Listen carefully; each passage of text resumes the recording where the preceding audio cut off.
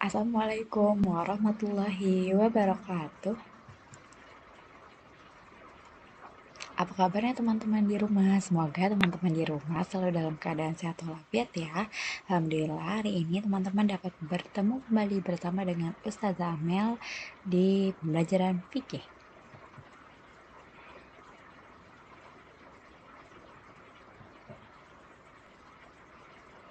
Nah, sebelum kita mulai, alangkah lebih baiknya kita berdoa terlebih dahulu yuk, agar Allah bantu kita untuk memahami informasi yang disampaikan. Ustazah Amel izin untuk memimpin doanya ya. Sikap berdoa, tangannya diangkat, kepalanya ditundukkan. Doa sebelum belajar. Bismillahirrahmanirrahim. Rabbi zidni ilma warzuqani fahma. Amin. Alhamdulillah tadi kita sudah berdoa, kemudian Ustazah Amel izin melanjutkan informasi mengenai aturan pembelajaran selama di materi fikih ini. Yang pertama, aturannya pastikan teman-teman duduk tegap. Lalu kemudian yang kedua, pastikan teman-teman fokus menyimak video yang Ustazah sampaikan. Lalu yang ketiga, pastikan teman-teman mengerjakan proyek. Dan yang terakhir, pastikan teman-teman bekerja tuntas. Nah, selanjutnya apa sih yang hari ini akan Ustazah Amel bahas di pertemuan kali ini? Nah, di pertemuan kali ini Ustazah Amel akan membahas mengenai hal-hal yang dibolehkan dalam puasa Ramadan. Jadi, walaupun puasanya kemarin teman-teman sudah melaksanakannya ya di 1 bulan kemarin di bulan Ramadan. Nah, di pekan ini qadarullah kita masih ada materi mengenai puasa Ramadan, yaitu mengenai hal-hal yang dibolehkan dalam puasa Ramadan. Apa saja sih hal-hal yang dibolehkan? Ya mungkin masih membuat teman-teman di rumah ragu atau ayah bunda di rumah, ayah bundanya teman-teman mungkin juga masih ada hal-hal yang ragu terkait hal ini. Nah, ini adalah hal-hal yang dibolehkan dalam puasa Ramadan. Apa itu? Yang pertama, yaitu bersiwak ketika sedang berpuasa. Jadi ketika sedang berpuasa, itu teman-teman masih tetap boleh bersiwak karena ketika bersiwak itu kan tidak seperti sikat gigi ya. Kalau misalnya sikat gigi itu kan pasti menggunakan pasta gigi. Nah, ketika menggunakan pasta gigi itu ada rasanya. Nah, sehingga kalau misalnya bersiwak ini kan hanya menggunakan kayu siwak ya. Jadi itu tidak apa-apa. Nah, sebagaimana sabda Nabi Shallallahu Alaihi Wasallam yang bunyinya, seandainya tidak memberatkan umatku, niscaya akan kuperintahkan mereka untuk menyikat gigi atau bersiwak setiap kali berwudu. Jadi setiap teman-teman berwudu, teman-teman boleh langsung bersiwak. Itu tidak apa-apa, itu diperbolehkan walaupun ketika sedang berpuasa karena siwak ini justru disunahkan oleh Rasulullah dan juga memang tidak ada rasanya seperti pasta gigi. Seperti itu. Lalu kemudian dari hadis di atas terlihat ya bahwa uh, um, Nabi Shallallahu Alaihi Wasallam tidak menghususkan perintah bersiwak untuk orang berpuasa tanpa yang lainnya.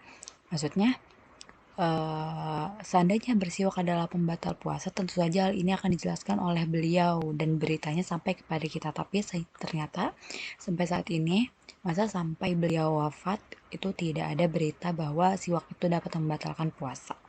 Jadi kita tetap diperbolehkan untuk bersiwak walaupun sedang berpuasa. Lalu kemudian yang kedua, berkumur-kumur dan memasukkan air dalam hidung. Itu diperbolehkan, namun masih ada juga yang memperdebatkan hal ini. Sebenarnya tidak apa-apa berkumur-kumur asal tidak diminum ya, asal tidak dimasukkan ke dalam mulut ya, itu tidak apa-apa. Nah, Nabi Shallallahu Alaihi Wasallam juga bersabda, sempurnakanlah wudhu dan basuhlah celah-celah jari. Bersungguh-sungguhlah dalam beristinsyak, memasukkan air dalam hidung kecuali jika engkau berpuasa. Jadi kalau misalnya sedang puasa itu sebenarnya boleh-boleh saja, tapi mungkin makruh ya. Jadi teman-teman mungkin boleh ambil jalan tengahnya saja. Lalu kemudian masuk waktu fajar dalam keadaan junub. Nah, di sini Nabi Shallallahu Alaihi Wasallam pernah menemui waktu fajar dalam keadaan junub karena bersetubuh dengan istrinya. Beliau Shallallahu Alaihi Wasallam mandi setelah fajar dan tetap berpuasa. Aisyah dan Ummu Salamah radhiyallahu anha berkata Nabi Shallallahu Alaihi Wasallam pernah menemui waktu fajar dalam keadaan junub karena bersetubuh dengan istrinya, kemudian beliau mandi dan tetap berpuasa. Jadi ini biasanya dilakukan oleh pasangan suami istri ya teman-teman, ketika malamnya mungkin uh, berhubungan lalu besoknya berpuasa nih. Tidak apa-apa mandi junubnya ketika sudah masuk waktu fajar. Yang penting sudah sahur. Jadi setelah sahur atau ketika mau sholat subuh baru mandi junub itu tidak apa-apa. Seperti itu. Lalu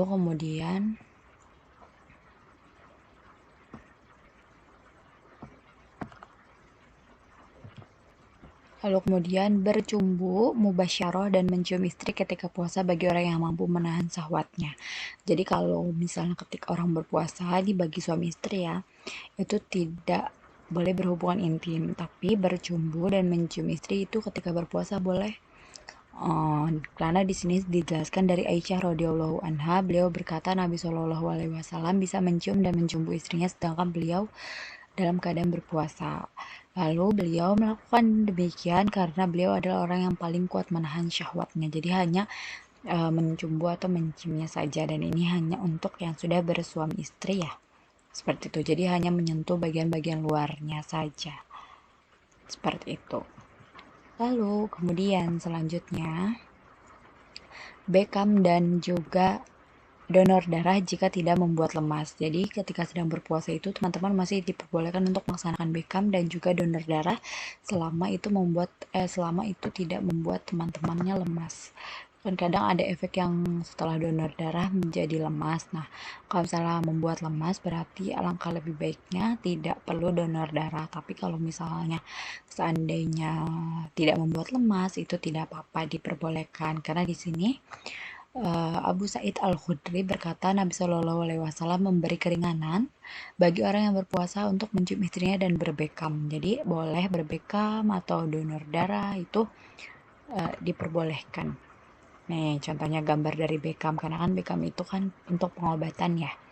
Sama halnya seperti donor darah, itu kita menyumbangkan darah kita, mengeluarkan darah kotor itu tidak apa-apa selama tidak membuat kita lemas. Nah, selanjutnya mencicipi makanan selama tidak masuk dalam kerongkongan. Jadi biasanya nih ini ibu-ibu kalau lagi bulan puasa kan masak, tapi kan dalam keadaan puasa itu bingung ya. Kalau tidak dicicipi khawatir makanannya tidak enak. Jadi di sini diperbolehkan mencicipi makanan selama tidak masuk ke dalam kerongkongan. Kerongkongan tuh di sini ya apa namanya, tenggorokan ya, leher gitu loh, area leher. Tenggorokan di sini juga dijelaskan. Ibnu Abbas mengatakan tidak mengapa seorang yang sedang berpuasa mencicipi cuka atau sesuatu selama tidak masuk sampai kerongkongan. Jadi boleh mencicipinya saja di mulut, lalu kalau sudah berasa ini kurang gula atau kurang garam langsung dibuang kembali, jadi tidak ditelan gitu ya. Syekhul Islam Ibnu Taimiyah mengatakan mencicipi makanan terlarang bagi orang yang tidak memiliki hajat, akan tetapi hal ini tidak membatalkan puasanya. Adapun untuk orang yang memiliki hajat maka hukumnya seperti berkumur-kumur. Jadi eh, boleh mencicipi makanan tapi tidak ditelan gitu, hanya berada di mulut saja nanti langsung dibuang itu setelah mengetahui rasanya. Lalu yang selanjutnya yaitu bercelak dan juga tetes mata. Nah, bercelak dan tetes mata tidaklah membatalkan puasa. Bukhari juga berkata dalam kitab Sahihnya, Anas, Al-Hasan, dan Ibrahim tidaklah menilai bermasalah untuk bercelak ketika berpuasa. Nah, ini gambar dari bercelak. Biasanya celak itu digunakan oleh perempuan ya dominannya, tapi tidak menutup kemungkinan laki-laki juga bercelak. Karena ini kan sunnah juga. Itu diperbolehkan karena kan tidak apa ya, tidak membatalkan puasa, hanya bercelak saja seperti halnya berrias gitu ya. Lalu kemudian tetes mata. Kenapa tetes mata tidak dibatalkan padahal ada air yang masuk ke dalam mata kita? Tidak tidak membatalkan puasa dan diperbolehkan karena tetes mata itu tujuannya adalah untuk mengobati dan tidak apa ya, tidak tidak selama tidak diminum kan itu tidak apa-apa karena sampai mata, walaupun misalnya ada jenis tetes mata yang rasanya bisa sampai ke kerongkongan, tapi tetap diperbolehkan karena tujuannya adalah untuk pengobatan, bukan untuk sengaja membatalkan puasa. Seperti itu teman-teman, itu adalah penjelasan mengenai bercelak dan juga tetes mata. Lalu kemudian yang selanjutnya yaitu ada mandi dan menyiramkan air di kepala untuk membuat segar. Jadi kalau lagi bulan puasa nih, biasanya kan teman-teman gerah. Siang-siang tuh rasanya pengen mandi aja. Nah, ternyata itu diperbolehkan. Bahkan di sini dijelaskan, sebentar ya.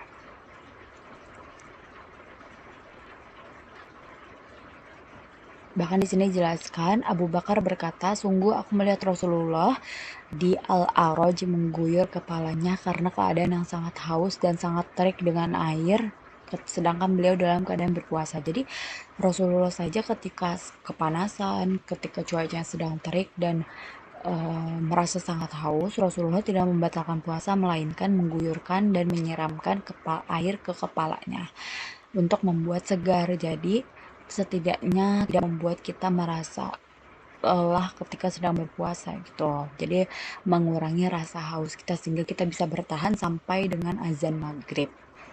Ya itu dia penjelasan mengenai mandi dan hal-hal yang dibolehkan ketika berpuasa. Lalu kemudian Ustazah Mezia menyampaikan proyek pembelajaran kita, yaitu adalah teman-teman silakan menjawab pertanyaan yang ada di lembar proyek yang sudah Ustazah kirimkan melalui Google Classroom. Jadi silakan dicek di Google Classroom-nya proyeknya, yaitu jawab pertanyaan yang berkaitan dengan apa yang tadi sudah dijelaskan. Mungkin cukup sekian saja yang dapat Ustazah Amel sampaikan. Kita tutup dengan mengucapkan hamdalah bersama-sama. Alhamdulillahirabbil alamin. Segala puji bagi Allah Tuhan semesta alam. Terima kasih teman-teman yang sudah menyimak informasinya hingga tuntas. Semoga Allah mudahkan teman-teman dalam mengerjakan proyeknya. Sampai jumpa di pertemuan selanjutnya. Wassalamualaikum warahmatullahi wabarakatuh.